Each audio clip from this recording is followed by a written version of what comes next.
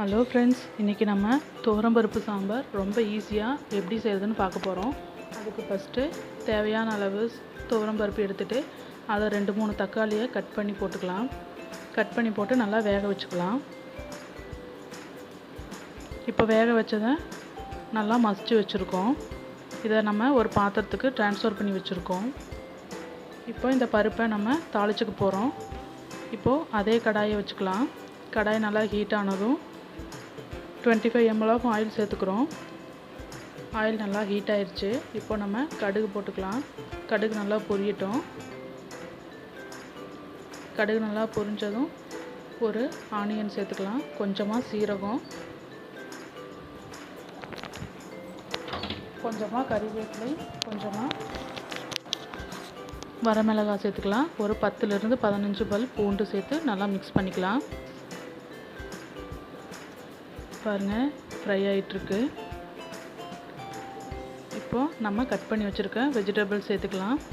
கத்திரிக்காய், முருங்கைக்காய், முள்ளங்கி, இந்த மாதிரி எந்த வெஜிடபிள்ஸ் வேணாலும் நம்ம சேர்த்துக்கலாம்.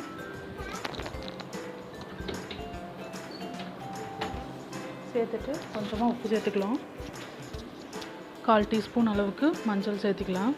போட்டுட்டு நல்லா மிக்ஸ் பண்ணிக்கலாம். இப்போ நம்ம வேக வச்ச பருப்பை அப்படியே எடுத்து ஊற்றிக்கலாம். இப்போ தேவையான அளவு தண்ணியும் சேர்த்துக்கலாம். சேர்த்துட்டு நல்லா மிக்ஸ் பண்ணிக்கலாம்.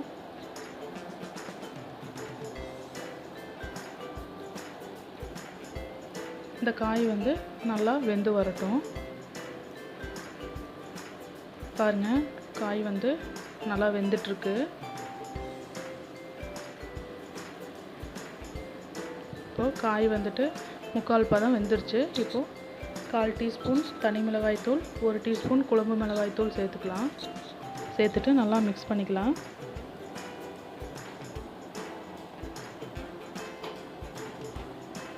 பாருங்கள், காய் ஃபுல்லாக வெந்துடுச்சு. சூப்பராக குழம்பு நல்லா கொதிச்சுக்கிட்டு இருக்கு. இப்போது உப்பு செக் பண்ணிவிட்டு நீங்கள் சேர்த்துக்கலாம்.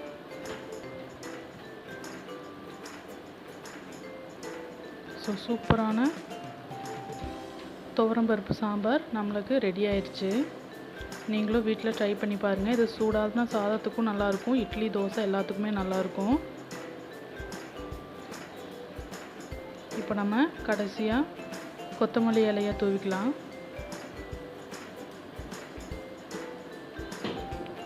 நீங்களும் இதை ட்ரை பண்ணி பாருங்கள். எப்படி இருக்குன்னு கமெண்ட் பண்ணுங்கள். பிடிச்சிருந்தா லைக் பண்ணுங்கள், ஷேர் பண்ணுங்கள்.